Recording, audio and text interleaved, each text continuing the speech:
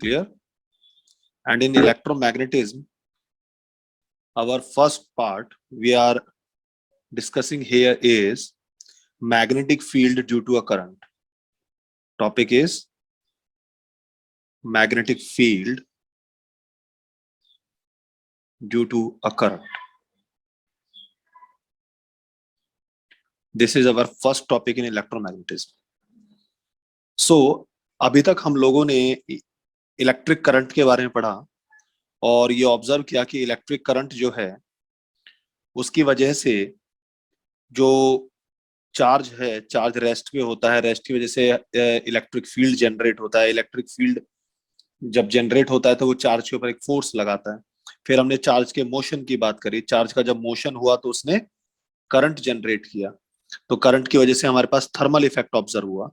तो इस यूनिट में हम थर्मल इफेक्ट की बजाय अब हम मैग्नेटिक इफेक्ट की बात करेंगे। स्टार्टिंग में ये माना जाता था कि जो मैग्नेटिज्म है, मैग्नेटिक इफेक्ट है, और जो इलेक्ट्रिक इफेक्ट है, दोनों अलग अलग है। करंट का मैग्नेटिज्म से कोई लेना देना नहीं है, मैग्नेटिज्म का करंट से कोई लेना देना नहीं। लेकिन 1820 में एक फिजिसिस्ट थे जिनका नाम था ऑर्स्टेड। उन्होंने एक एक्सपेरिमेंट किया था और उस एक्सपेरिमेंट के बाद उन्होंने ये प्रूव कर दिया कि जो इलेक्ट्रिक करंट और मैग्नेटिज्म है, ये दोनों आपस में एक दूसरे से रिलेट करते हैं, they are linked to each other. तो वो एक्सपेरिमेंट काफी फेमस एक्सपेरिमेंट हुआ और उस एक्सपेरिमेंट के बाद ये कंफर्म हो गया कि करंट और इलेक्ट्रिक फील्ड दोनों आपस में एक दूसरे के साथ रिलेट करते हैं। क्लियर? तो ऑर्स्टेड ने जो एक्सपेरिमेंट किया था, यहाँ पर हम उसको थोड़ा सा मैं आपको उसके बारे में बताऊंगा कि ऑर्स्टेड का एक्सपेरिमेंट क्या था। Oersted experiment, clear? तो ऑर्स्टेड ने अपने एक्सपेरिमेंट में क्या किया, एक वायर लिया। Suppose this is the wire AB, और इस वायर में उसने करंट फ्लो कराने की कोशिश करी। किसकी हेल्प से? उसने यहां पर एक सेल लगाया और करंट को कंट्रोल करने के लिए एक रियोस्टेट लगा दिया और साथ में एक की भी लगा दी। तो ये सेल था जिसका EMF E था, ये टर्मिनल पॉजिटिव, ये टर्मिनल नेगेटिव। तो अंडरस्टूड है कि A टर्मिनल पॉजिटिव हो जाएगा और जो B टर्मिनल है वो नेगेटिव हो जाएगा। तो क्या होगा, करंट फ्लो करेगा हमारे पास A से B की तरफ, इस तरीके से। तो उन्होंने क्या किया, यहां पर उन्होंने एक कंपास रखा जिसका एक एंड नॉर्थ होता है, एक एंड साउथ होता है।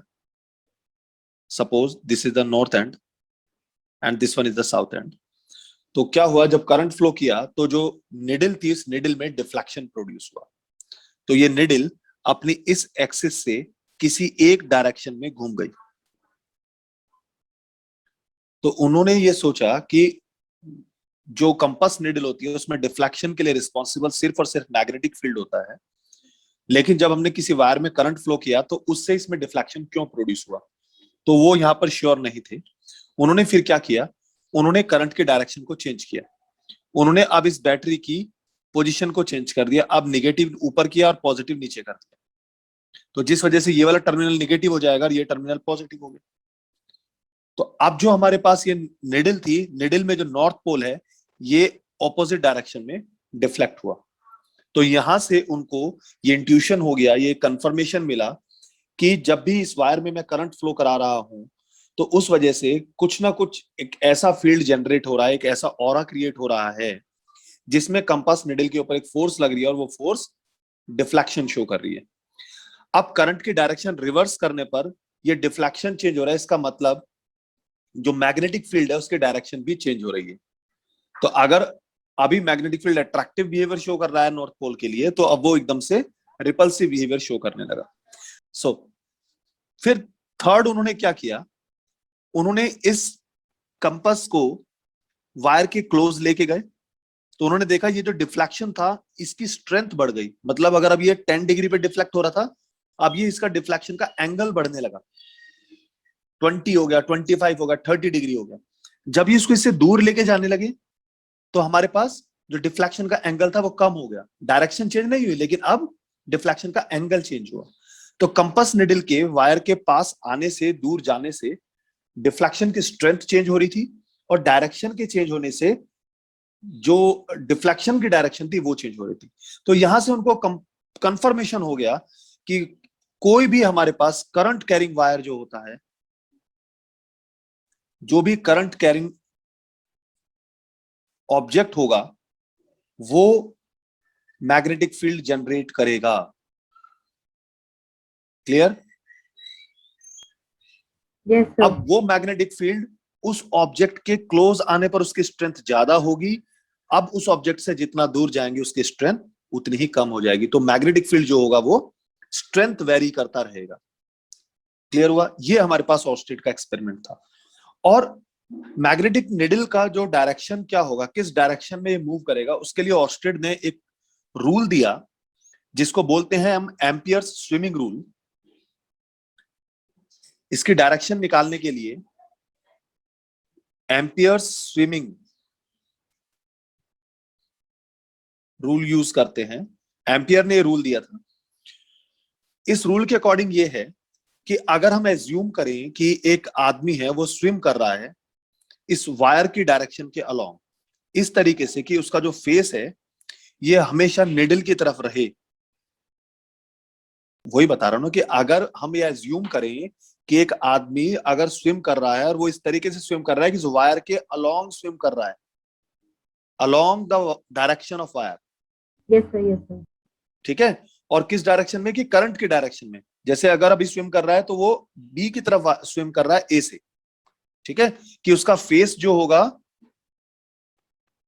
निडल की तरफ हो, तो उस केस में करंट जो होगा वो उसके पैरों से एंटर करेगा और हेड से बाहर निकलेगा।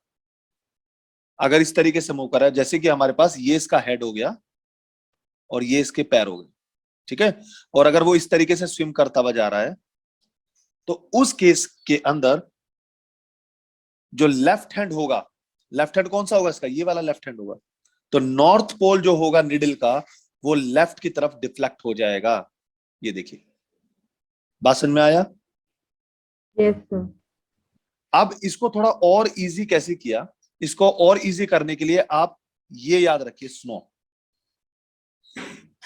स्नो का मतलब क्या है कि अगर करंट जो है वो साउथ से नॉर्थ की तरफ फ्लो कर रहा है, तो निडल का जो नॉर्थ पोल होगा वो वेस्ट की तरफ डिफ्लेक्ट हो जाएगा। अगर करंट हमारे पास साउथ से नॉर्थ की तरफ फ्लो कर रहा है, तो निडल जो होगा वो वेस्ट की तरफ डिफ्लेक्ट हो जाएगा। बताओ वेस्ट किस तरफ होगा? ये वेस्ट हो जाएगा, ये ईस्ट हो जाएगा। Yes sir. तो अगर हमारे पास ये करंट की डायरेक्शन होती है, तो निडल का डिफ्लेक्शन ये होगा नॉर्थ पोल का। बात समझ में आया? सो आप एम्पियर स्विंगिंग रूल को ऐसे भी समझ सकते हो। और सो सर यहां से, हाँ बेटा बोलो। और अगर नॉर्थ से साउथ होगा तो ईस्ट। बेटा अगर नॉर्थ से साउथ होगा तो वो ईस्ट हो जाएगा। भाई अगर साउथ से नॉर्थ है तो वो वेस्ट है, और अगर नॉर्थ से साउथ है तो डायरेक्शन चेंज हो जाएगी, तो वो ईस्ट हो जाएगा।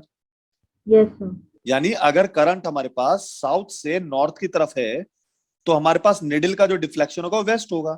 और अगर करंट नॉर्थ से साउथ है, तो निडल का डिफ्लेक्शन जो होगा वो ईस्ट पे हो जाएगा, तो डायरेक्शन चेंज हो जाएगी। क्लियर? यस तो यहां से हमें एक कंक्लूजन मिल गया। कंक्लूजन ये मिला कि अगर चार्ज रेस्ट पे है तो हमारे पास वो इलेक्ट्रिक फील्ड जनरेट करता है, लेकिन अगर चार्ज मोशन में है तो वो इलेक्ट्रिक फील्ड भी जनरेट करता है और मैग्नेटिक फील्ड भी जनरेट करता है। तो यहां से कंक्लूजन क्या मिला? अगर हमारे पास चार्ज रेस्ट पर है तो वो क्या प्रोड्यूस करेगा बेटा? Electric field. लेकिन अगर हमारे पास चार्ज मोशन में है तो वो क्या प्रोड्यूस करेगा बेटा? Electric field and magnetic field both. ये इंपॉर्टेंट पॉइंट है। रेस्ट पे चार्ज इलेक्ट्रिक फील्ड, और मोशन में इलेक्ट्रिक एंड मैग्नेटिक दोनों फील्ड जनरेट करता है। क्लियर हुआ? ये ऑर्स्टेड एक्सपेरिमेंट। नेक्स्ट, अब उसने जनरेट क्या किया? Magnetic field. तो हमारा जो कंसर्न है वो मैग्नेटिक फील्ड के लिए ही है। तो अब हमारा टॉपिक है मैग्नेटिक फील्ड। मैग्नेटिक फील्ड क्या होता है? अब जैसे हम लोगों ने इलेक्ट्रोस्टैटिक्स में पढ़ा कि एक स्टैटिक चार्ज जो है वो इलेक्ट्रिक फील्ड जनरेट करता है, और इलेक्ट्रिक फील्ड हमारे पास एक ऐसा रीजन होता है जिसमें किसी दूसरे चार्ज को रखते हैं तो उसके ऊपर एक फोर्स लगती है, और उस फोर्स को इलेक्ट्रोस्टैटिक फोर्स कहते हैं। और वो जो इलेक्ट्रोस्टैटिक फोर्स हम कैलकुलेट करते हैं, that is Q not times of electric field. ये हम लोग पढ़ के आ चुके हैं। क्लियर? जैसे static charge electric field generate करता है, इसी तरीके से moving charge magnetic field generate करता है। और जब चार्ज मूव करता है तो वो करंट जनरेट करता है। तो मैं ये भी कह सकता हूं कि moving charge magnetic field generate करता है या करंट मैग्नेटिक फील्ड जनरेट करता है, दोनों का मतलब एक ही है। तो स्टैटिक चार्ज ने प्रोड्यूस किया इलेक्ट्रिक फील्ड, मूविंग चार्ज ने प्रोड्यूस किया मैग्नेटिक फील्ड, यानी करंट की वजह से मैग्नेटिक फील्ड जनरेट होता है। और मैग्नेटिक फील्ड क्या है?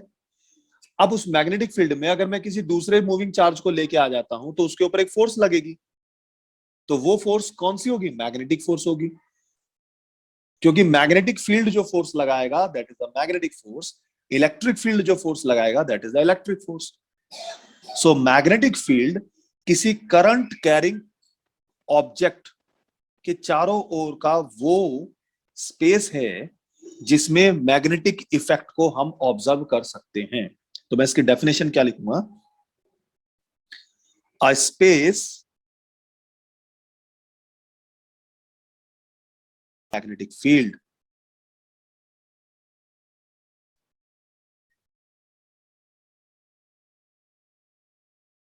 अब मैग्नेटिक फील्ड को डिनोट किससे करते हैं? इट इज, या बेटर लिखेंगे, द स्ट्रेंथ ऑफ। तो मुझे एक बात बताओ, अगर किसी वायर के अंदर करंट फ्लो कर रहा है तो क्या उस वायर के चारों तरफ मैग्नेटिक फील्ड होगा? 100% होगा। इलेक्ट्रिक फील्ड होगा? 100% होगा। अगर मैं करंट को स्टॉप कर देता हूं तो क्या अब उसके चारों तरफ मैग्नेटिक फील्ड होगा? नहीं। जैसे ही चार्ज का फ्लो बंद हो जाता है, मैग्नेटिक फील्ड भी डिसअपियर हो जाता है, क्योंकि magnetic field is only due to moving charge. Are you getting my point?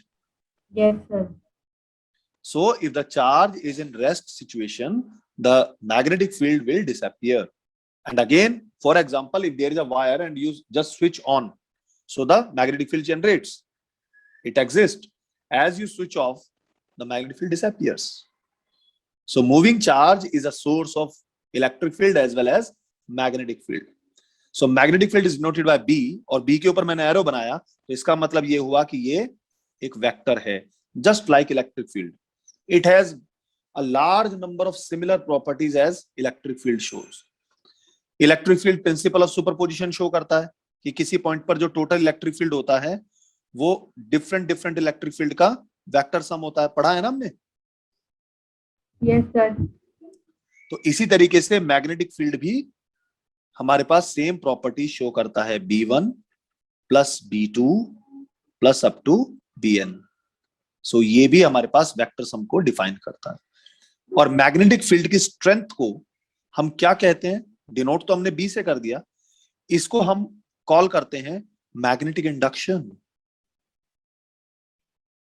This is called magnetic induction, या हम इसको मैग्नेटिक फ्लक्स डेंसिटी भी कहेंगे।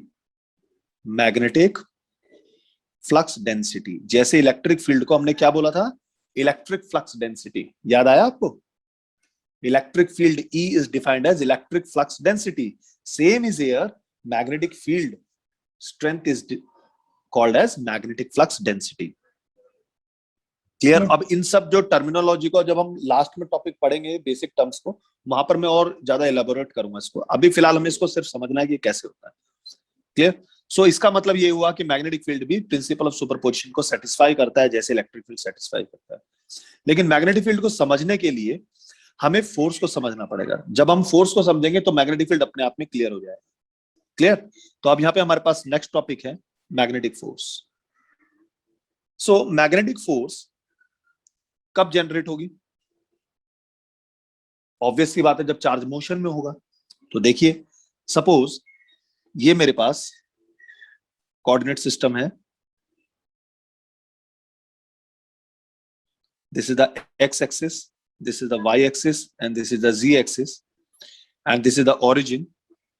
और यहां पर हमारे पास एक चार्ज रखा है.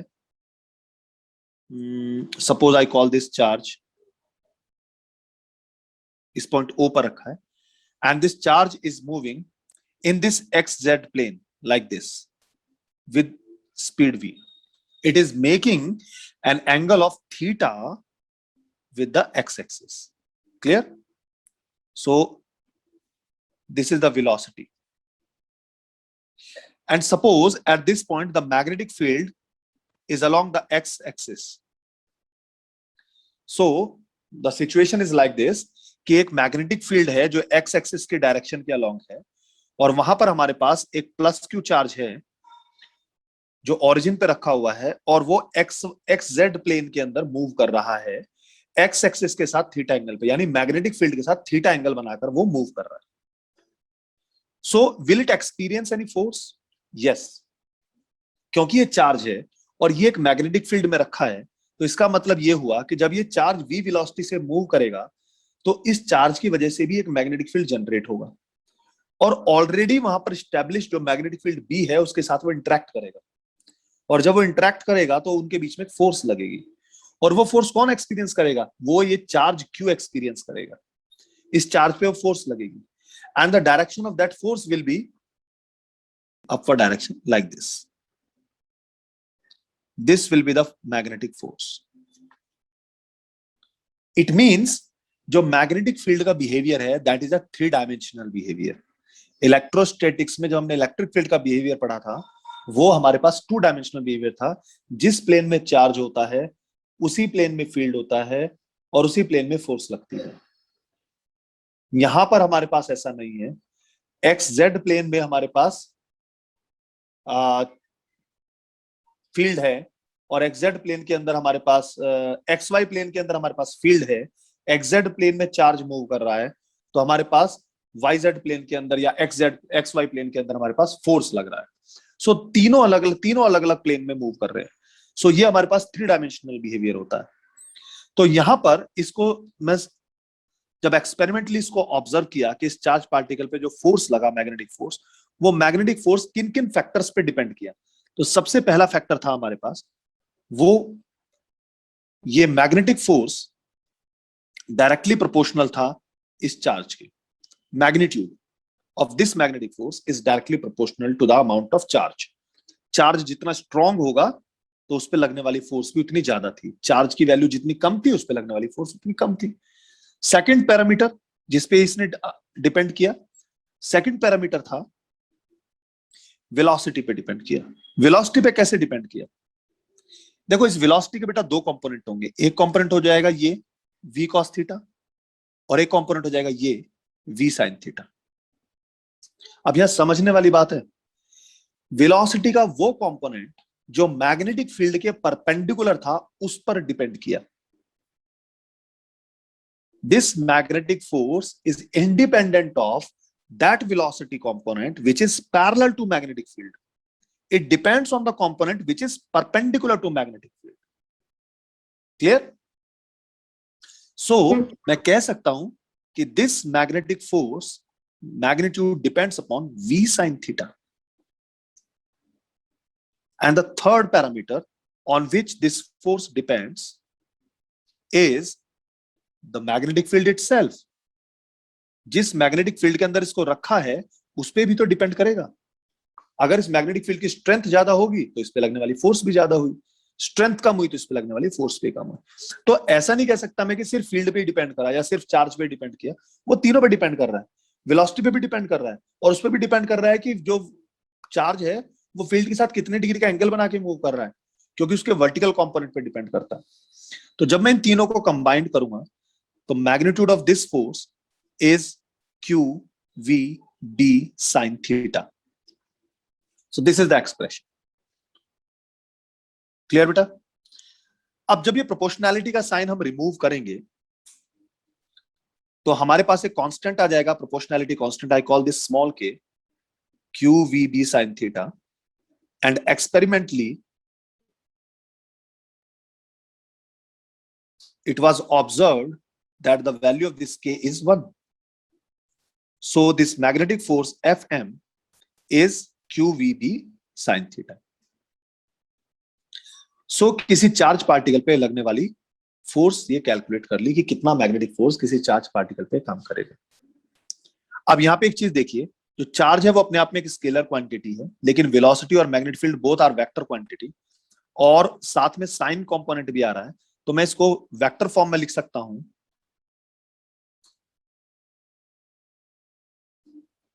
This Fm is equals to Q into V cross B, because the cross product carries sign component. V cross B is VB sin theta. So this VB sin theta can be written as V cross B. Clear हुआ बेटा? So this is the vector form of magnetic force. अब अगर cross product बन गया तो ये understood है कि मुझे डायरेक्शन में मिल जाएगी। तो डायरेक्शन निकालने के लिए आपको क्रॉस प्रोडक्ट का रूल पता होना चाहिए कि देखिए, आप अपने क्या करेंगे, राइट हैंड की 4 फिंगर्स और थंब को इस तरीके से एक्सपेंड करेंगे कि हमें V से B की तरफ जाना है। सो अपने चारों फिंगर्स को V से B की तरफ अगर आप लेके जाओगे तो बेटा आपका थंब जो होगा वो किस डायरेक्शन में होगा, फोर्स की डायरेक्शन में होगा। जब आप V से B की तरफ मूव करोगे तो ये हमारे पास ऊपर की डायरेक्शन होगा। आप इसको ऐसे भी समझ सकते हो कि जब हमारे पास ये एंटी क्लॉकवाइज होता है तो हमारे पास ये अपवर्ड होता है, और जब ये क्लॉकवाइज होता है तो ये डाउनवर्ड होता है। डाउनवर्ड का साइन ये होता है, अपवर्ड का साइन डॉट होता है, और डाउनवर्ड का साइन क्रॉस होता है।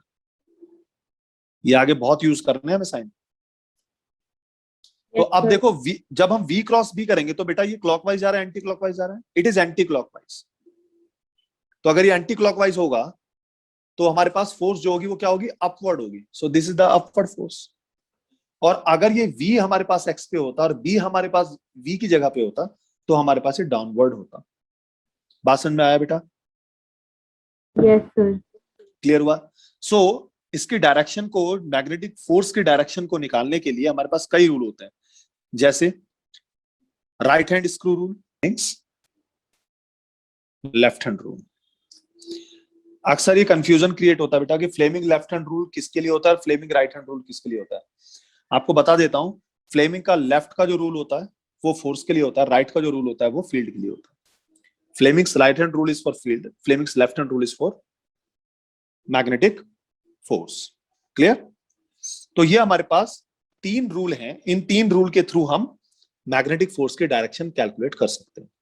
और तीनों रूलों को अब अगर मैं आपको समझाऊं, जैसे फ्लेमिंग्स लेफ्ट हैंड रूल की बात करते हैं तो फ्लेमिंग्स लेफ्ट हैंड रूल क्या कहता है कि अगर आप अपने लेफ्ट हैंड के थंब के साथ वाली फर्स्ट फिंगर को और उससे नेक्स्ट फिंगर को, इन तीनों फिंगर्स को इस तरीके से स्ट्रेच करें कि वो तीनों एक दूसरे के परपेंडिकुलर हो जाएं। ये अगर हमारे पास थंब हो जाता है, फर्स्ट फिंगर ऐसे हो जाती है और सेंट्रल फिंगर ऐसे हो जाती है, और ये आपका हैंड है, तो उस केस में अगर हमारे पास फर्स्ट फिंगर मैग्नेटिक फील्ड की तरफ हो, क्लियर, और सेंट्रल फिंगर वेलोसिटी की डायरेक्शन में हो, तो जो थंब की डायरेक्शन होगी वो फोर्स की तरफ होगी। If we stretch the first finger, central finger and the thumb of left hand in mutually perpendicular situation, and the first finger points in the direction of magnetic field, central finger points in the direction of motion of charge particle, then the direction of thumb direction will give the direction of force experienced by the charge particle. Clear? This is Fleming's left hand rule. तो ये हमारे पास Fleming's left hand rule होगी। कोई problem direction निकालने में तो कोई problem नहीं होनी चाहिए। अब देखो यहां पे हमारे पास इस रूल में बहुत सारी सिचुएशन बनती है, क्योंकि हमारे पास जो मैग्नेटिक फोर्स है उसका एक्सप्रेशन आया हमारे पास QVB sin थीटा। अब पहला केस देखो यहाँ पे कि अगर हमारे पास Q 0 हो जाए तो इसका मतलब क्या हुआ, मैग्नेटिक फोर्स कितनी हो जाएगी बेटा, 0। इसका मतलब क्या हुआ, magnetic force is valid only for charged particles. अगर कोई पार्टिकल चार्जलेस है तो वो मैग्नेटिक फोर्स एक्सपीरियंस नहीं करेगा। तो यहां से हमारे पास क्या पॉइंट क्लियर हुआ? Not valid for chargeless particle.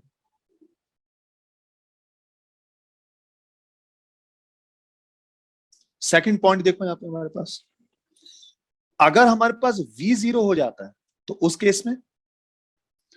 Case में भी एफ एम की वैल्यू जीरो ही होगी।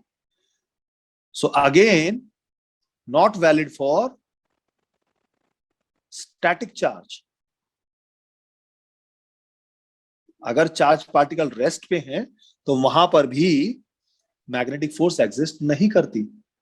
थर्ड पॉइंट, अगर हमारे पास बी की तो मैं बात करूंगा नहीं, बी को तो जीरो रखूंगा ही नहीं मैं, क्योंकि अगर बी जीरो होगा तो जब मैग्नेटिक फील्ड ही नहीं है तो मैग्नेटिक फोर्स की बात क्या करूंगा। अब तीसरा कंपोनेंट हमारे पास थीटा। अगर थीटा की वैल्यू 0 डिग्री हो गई तो इसका मतलब बेटा ये हुआ कि साइन 0 इज 0। पार्टिकल के पास वेलोसिटी है, पार्टिकल के पास चार्ज भी है, लेकिन थीटा 0 है। सो इसका मतलब ये हुआ कि if charge is along magnetic field, again F M is 0। कोई फोर्स एग्जिस्ट नहीं करेगी, मैग्नेटिक फोर्स नहीं लगेगी। हाँ, इलेक्ट्रोस्टैटिक फोर्स जरूर लगेगी बेटा, क्योंकि F is equal to q times of E होता है, वहां पे एंगल पे डिपेंड नहीं कर रहा है। तो जब कोई चार्ज पार्टिकल मूव कर रहा है और वहां पे मैग्नेटिक और इलेक्ट्रिक फील्ड दोनों है, तो मैग्नेटिक फोर्स तो नहीं लगेगी लेकिन इलेक्ट्रिक फोर्स जरूर लग जाएगी। क्लियर? अच्छा, अगर थीटा की वैल्यू 180 डिग्री कर देता हूं तो उस केस में भी साइन 180 की वैल्यू कितनी होती है बेटा? वो भी तो बस 0 होती है। तो चार्ज पार्टिकल मैग्नेटिक फील्ड के पैरेलल जाए या उसके ऑपोजिट जाए, suppose this is the magnetic field, this is the uniform magnetic field, और एक चार्ज है वो ऐसे मूव कर रहा है और दूसरा चार्ज जो है वो ऐसे मूव कर रहा है। सो देखो, इस वाले केस के अंदर थीटा की वैल्यू कितनी बनी बेटा? 0 डिग्री, और इस वाले केस में थीटा की वैल्यू बनी 180 डिग्री। तो दोनों केस के अंदर मैग्नेटिक फोर्स 0 ही होगा। क्लियर हुआ है पॉइंट? Yes sir. इसके अलावा वो जो भी एंगल बनाएगा मैग्नेटिक फोर्स लगेगी ही लगेगी। लेकिन एक चीज और है हमारे पास यहाँ पे, फोर्थ पॉइंट देखो, कि अगर थीटा की वैल्यू 90 डिग्री हो जाती है तो उस केस में साइन थीटा मैक्सिमम होता है और इसकी वैल्यू होती है +1। और अगर थीटा की वैल्यू हमारे पास 270 हो जाती है तो -1 हो जाता है, लेकिन वैल्यू तो मैक्सिमम ही है ना, डायरेक्शन तो चेंज हुई। तो इसका मतलब ये हुआ कि जो मैग्नेटिक फोर्स होगी वो मैक्सिमम एप्लीकेबल होगी, और कितनी हो जाएगी? QVB। तो जब चार्ज पार्टिकल मैग्नेटिक फील्ड के परपेंडिकुलर होता है तो उस केस में वो मैक्सिमम फोर्स एक्सपीरियंस करता है। तो यहां पे एक तीसरा केस बना लेते हैं। चलिए, ये चार्ज पार्टिकल है, ये ऐसे मूव कर रहा है V स्पीड से। तो इस केस में जो चार्ज पार्टिकल पे लगने वाली फोर्स होगी वो कितनी हो जाएगी? QVB होगी, and this is the maximum force. आपको क्लियर हुआ कि when the charge particle is along the magnetic field, no magnetic force. Magnetic force exists if charge particle is penetrating, or I can say it is cutting the magnetic field lines. अगर कोई charge particle इस तरीके से travel कर रहा है कि वो मैग्नेटिक फील्ड लाइंस को कट करे तो डेफिनेटली वहां पे फोर्स लगेगा, और अगर वो ऐसे मूव कर रहा है कि मैग्नेटिक फील्ड लाइन कट ही नहीं हो सकती तो वहां पे फोर्स लगेगा ही नहीं। तो सीधी सी बात है कि मैग्नेटिक फील्ड इतना शांत नेचर का है कि जब तक कोई उसको परेशान नहीं करे, जब तक कोई उसको कट ना करे, तब तक वो कुछ नहीं करेगा। जैसे ही आपने उसको कट किया, चार्ज पार्टिकल मूव कर रहा, उसने उसको कट कर दिया, इमीडिएटली वो उस पर फोर्स लगा देगा। So 0 degree 180 degree no force, and except 0 and 180 there will be a force, but this force will be maximum when the angle is 90 degree. जब सबसे ज्यादा आप कट करोगे तो सबसे ज्यादा दिक्कत करेगा वो आपके साथ। क्लियर हुआ बेटा? अब जब ये सारी चीजें क्लियर हो गई तो अभी मैं यहां से आपको डिफाइन कर सकता हूं मैग्नेटिक फील्ड। अब देखो, हमारे पास एक्सप्रेशन क्या बना? F is equal to QVB sine theta. तो यहां से हमारे पास B आ जाएगा B is F upon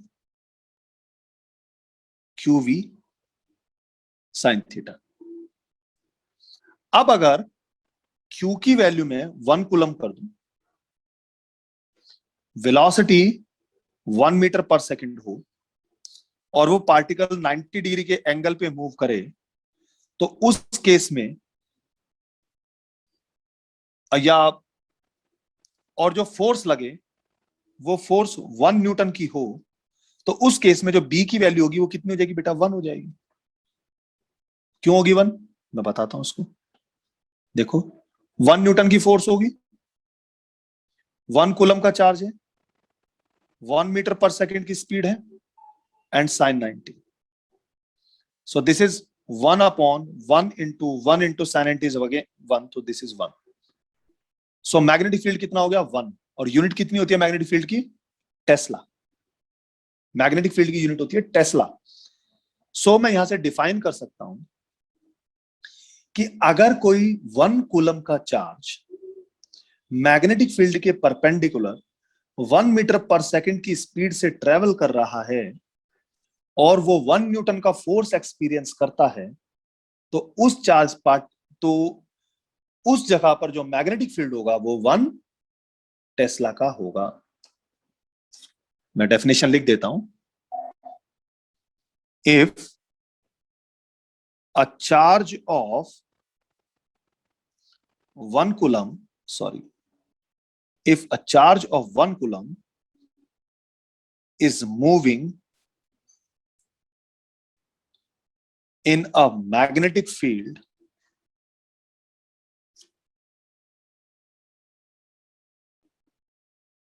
perpendicular to it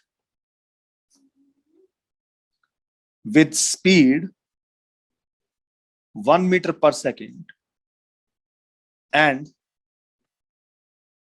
experiencing a force 1 Newton, then the strength of magnetic field at that point will be, strength of magnetic field for that charge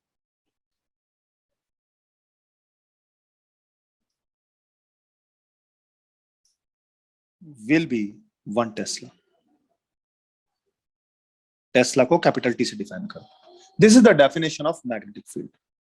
clear हुआ? So magnetic field की ऐसा unit क्या हुई बेटा?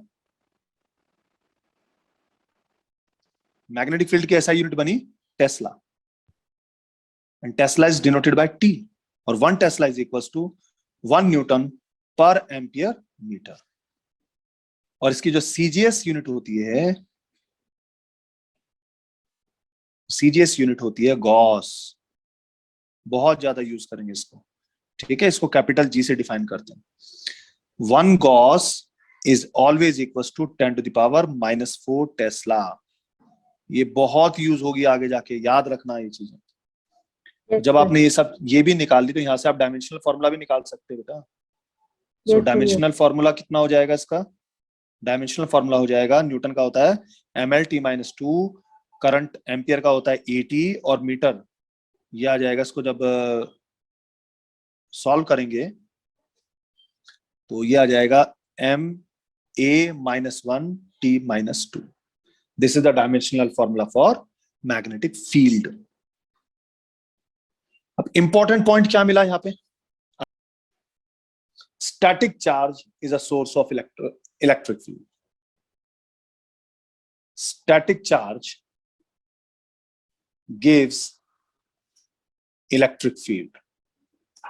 जो हमारे पास, जो इस पूरे डिस्कशन से जो पॉइंट हमारे पास निकल के आया, वो ये निकल के आया। पहला point, static charge gives electric field only, ये पॉइंट याद रखना। दूसरा जो पॉइंट निकल के हमारे पास आया वो क्या आया कि अगर हमारे पास मूविंग चार्ज है, वो दोनों फील्ड देता है, gives electric and magnetic both fields.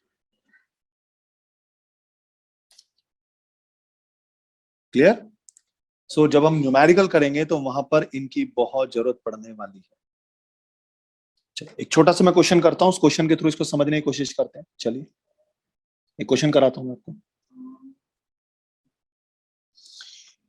आपके पास एक अल्फा पार्टिकल है, उस अल्फा पार्टिकल का मास दिया हुआ है 6.65 इंटू 10⁻⁻27 kg, और वो मैग्नेटिक फील्ड के परपेंडिकुलर ट्रेवल कर रहा है। इसका मतलब थीटा की वैल्यू जो है वो है 90 डिग्री। और किस स्पीड से ट्रेवल कर रहा है? अल्फा पार्टिकल की जो स्पीड है दैट इज 6 इंटू 10⁵ मीटर पर सेकेंड। अगर उस जगह पर मैग्नेटिक फील्ड की जो स्ट्रेंथ है अगर वो 0.2 टेस्ला की है, तो बताइए कि अल्फा पार्टिकल पर जो फोर्स लगा है वो कितना होगा और अल्फा पार्टिकल का एक्सेलरेशन कितना होगा।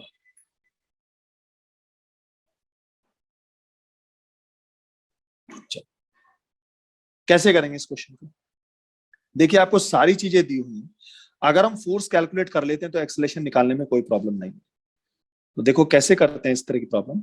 ये बहुत इजी प्रॉब्लम है। Yes sir. अल्फा पार्टिकल पे चार्ज कितना होता है? +2e। सर हम दो डायरेक्ट इलेक्ट्रॉन, क्या बेटा? सर हम इसमें डायरेक्ट फॉर्मूला लगा देंगे और फिर जैसे F is equals to Q V B sine theta, और फिर बाद Exactly. में F की वैल्यू निकाल के बाद में M A is equals to Q V B sine very theta. Good, very good, very good. बस चार्ज की वैल्यू कितनी हो जाएगी? +2e हो जाएगी। इलेक्ट्रॉन का चार्ज आपको पता ही होता है 1.6 इंटू 10⁻⁻19 कूलम होता है। बाकी यस सब सर। पैरामीटर दिए हैं, तो आप यहाँ पे फोर्स निकालेंगे कितनी होती है? Q V B sine theta, क्योंकि 90 डिग्री पे चल रहा है तो मैक्सिमम हो जाएगी, ये हो जाएगी क्यू वी बी। यहाँ से आपके पास फोर्स निकल के आ जाएगी। और क्योंकि force is equal to mass into acceleration, तो यहाँ पर आप एक्सेलरेशन निकाल सकते हो अल्फा पार्टिकल का, that will be F upon m। So this will be Q V B upon m। अब बाकी पार्ट तो आपको वैल्यू पुट करके कैलकुलेट करना है, वो आप कर सकते हो। Yes sir. Clear? Yes sir. चलो अब क्योंकि हमने यहाँ पे मैग्नेटिक फील्ड को समझ लिया, मैग्नेटिक फील्ड क्या होता है, moving charge particle magnetic field पे फोर्स लगा, मैग्नेटिक फील्ड में रखा जाता है तो उस पर फोर्स लगती है। अब इस मैग्नेटिक फील्ड को कैलकुलेट करने के लिए बायो और सेवर्ट इन दोनों ने एक एक्सपेरिमेंटल लॉ प्रिडिक्ट किया, और ये experimental law bio and Savart's law के नाम से फेमस है और बहुत इंपॉर्टेंट है, क्योंकि अब जब हम पढ़ने जा रहे हैं जो कुछ भी हम कैलकुलेट करेंगे वो सब यहीं से स्टार्ट होगा। बायो सेवर्ट्स लॉ यहां पर वो ही रोल प्ले कर रहा है जो इलेक्ट्रोस्टैटिक्स में कूलम्स लॉ था, क्योंकि जब हमने कूलम्स लॉ स्टार्ट किया तभी हमने सारी चीजें समझनी शुरू करी। तो यहां पर भी जब तक हम बायो सेवर्ट्स लॉ को नहीं समझेंगे तब तक हम यहाँ पर मैग्नेटिक इफेक्ट को नहीं समझ सकते। तो हमारा जो टॉपिक है वो है बायो सेवर्ट्स लॉ।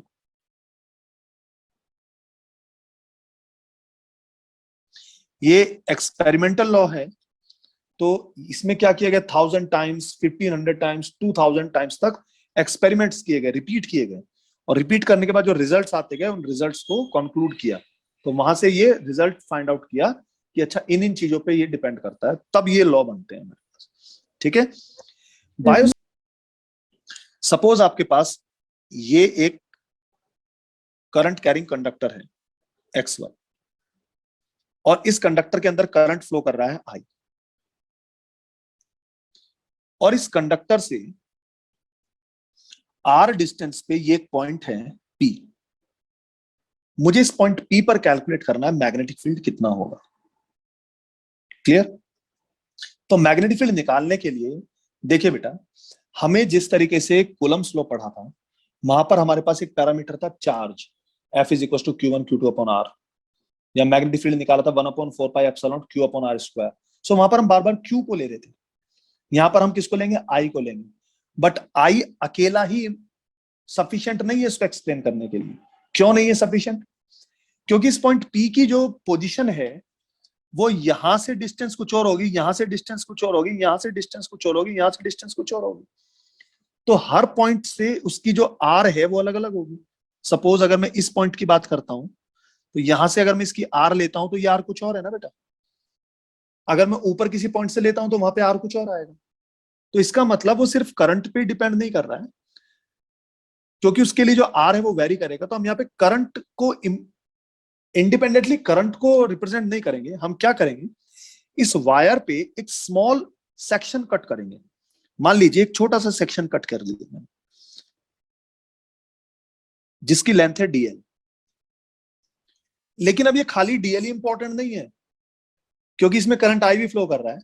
तो मैं इसको करंट आई के साथ मल्टीप्लाई करके एक साथ रीड करता हूं, और इसको बोला जाता है करंट एलिमेंट।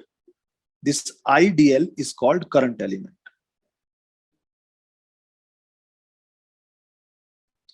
यहां पे करंट एलिमेंट ये वही रोल प्ले कर रहा है बेटा जो हमारे पास चार्ज ने प्ले किया था जब हम इलेक्ट्रोस्टैटिक्स को डील कर रहे थे। तो वहां पर हम क्यू रखते थे, यहां पर हम आईडीएल रखते हैं। तो एज्यूम करो कि this IDL is similar to Q. Clear हुआ point? This is the Yes, current element. Current element is what? The product of current and the small elemental length. बहुत ही स्मॉल एलिमेंटल लेंथ लेंगे, उन दोनों का product, that is called current element. अब क्योंकि current की एक पर्टिकुलर डायरेक्शन है जिसमें मूव कर रहा है, ठीक है, और जो डीएल है स्मॉल सेक्शन लिया वो मैंने करंट की डायरेक्शन के अलोंग लिया, तो इसलिए जो आईडीएल है ये वेक्टर क्वांटिटी होती है, जबकि इलेक्ट्रोस्टैटिक्स में जो चार्ज है वो स्केलर क्वांटिटी होती थी। बात समझ में आया? ये डिफरेंस भी मैं क्लियर कर रहा हूं आपको यहीं पे। तो yes, sir. IDL is a vector quantity, और इसकी डायरेक्शन कौन सी ली जाती है? जिस डायरेक्शन में करंट होता है, that should be the direction of IDL. So this is the direction of IDL. तो इस करंट एलिमेंट और इस पार्टिकल की पोजीशन के बीच में जो एंगल बना है, this is the angle between the current element and the particle position vector.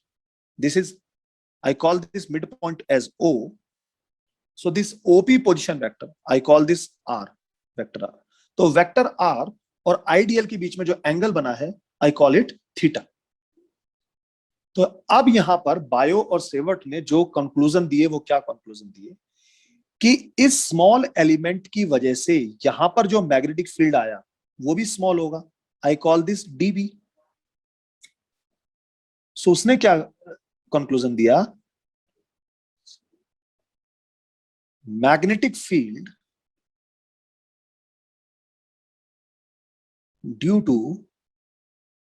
Small current element IDL at position R depends as, first, this dB is directly proportional to IDL। इस current element के magnitude पे depend करता है। दूसरा, this dB is proportional to sin theta. इन दोनों के बीच में बेटा जो एंगल है उनके साइन पर डिपेंड करता है। And the third value, this dB is directly proportional to 1/r²। उन दोनों के बीच का जो सेपरेशन है उसके स्क्वायर के इनवर्सली प्रोपोर्शनल है। तो एक तरह से ये हमारे पास इनवर्स स्क्वायर लॉ हो गया। इसने तुरंत इसको सेटिस्फाई कर दिया कि ये भी इनवर्स स्क्वायर लॉ है, जैसे Coulomb's law inverse square law था। तो जब हम इन तीनों को कंबाइंड करेंगे तो dB will be proportional to IDL sin theta upon r²। जब ये प्रोपोर्शनैलिटी का साइन हटाऊंगा तो this dB is equals to proportionality constant k into IDL sin theta upon r²। तो this k is a constant of proportionality, और ये k की value कोई 1 वगैरह नहीं होती, ये डिपेंड करता है किस किस वैल्यू पे डिपेंड करता है कि हमारे पास कि ये जो पूरा जो सिचुएशन कैलकुलेट कर रहे हैं ये कैसा मीडियम है, किस मीडियम में रखा हुआ है, ठीक है, कि यहाँ पर स्पेस फ्री है या यहाँ पर कोई डिफरेंट मीडियम है। तो इस k की वैल्यू डिपेंड करती है where K is mu not upon 4 pi. जिस तरीके से इलेक्ट्रोस्टैटिक्स में हमने 1/4 पाई एप्सिलॉन नॉट यूज किया, तो यहां पर हम यूज करते हैं म्यू नॉट अपॉन 4 पाई। ये होती है एसआई सिस्टम में। और अगर सीजीएस सिस्टम में यूज करते हैं तो के की वैल्यू 1 होती है, या मैं कह सकता हूं म्यू नॉट अपॉन 4 पाई की वैल्यू 1 हो जाती है सीजीएस सिस्टम में। ये एरो हटा दो, यहां से कंफ्यूजन हो जाएगा।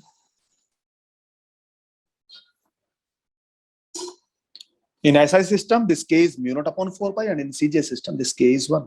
And this mu naught is just like permittivity of free space in electrostatics. It is called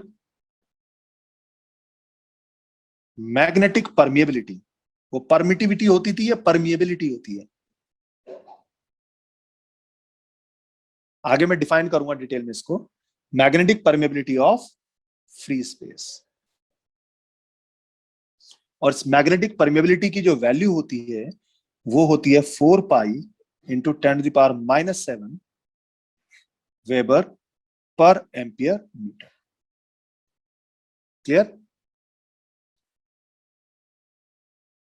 तो इसका मतलब ये हुआ कि जो डीबी हुआ उसकी वैल्यू आ गई mu not upon 4 pi into I D L sine theta upon R square.